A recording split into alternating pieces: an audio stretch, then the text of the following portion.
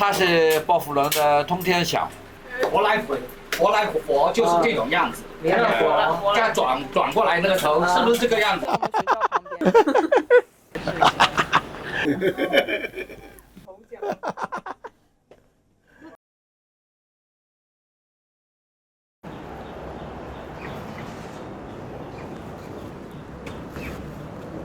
要拉佢少少。個脖子又懟咗啦。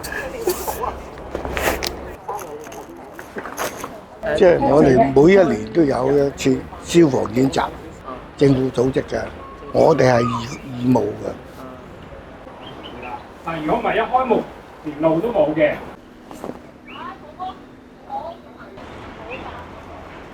我姓鐘嘅，本身住咗本村58年。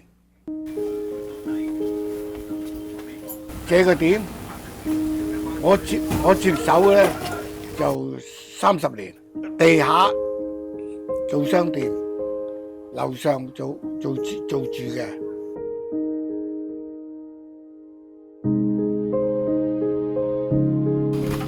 呢個可以拉出嚟嘅。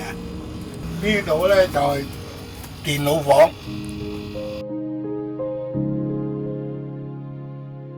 呢個小女兒，呢個大女兒喺瑪麗醫院嗰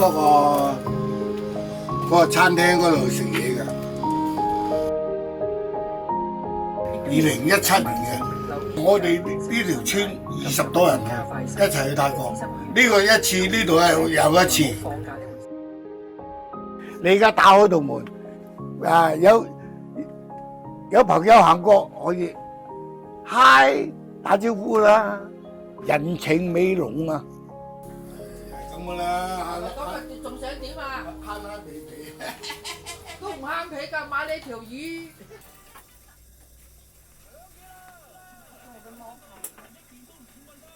有曾經想過離開這個村子嗎？冇，一點都沒有。一點都冇。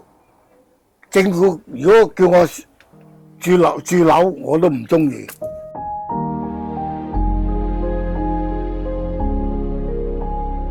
即係隔離左右都好開心嘅。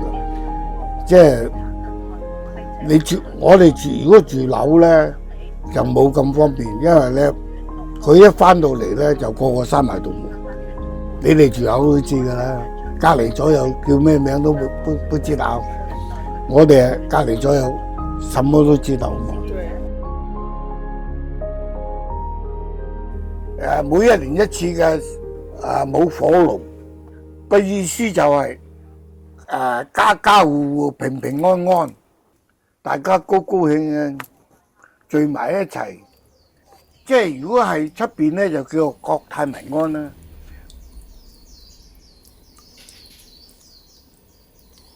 以前薄扶林村好興旺，一條街行落嚟好多人啊，好多商鋪。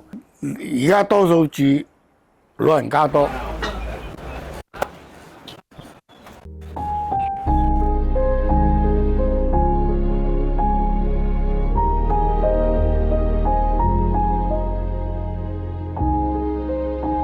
50年後都，我相信應該冇㗎啦，應該都會拆㗎啦。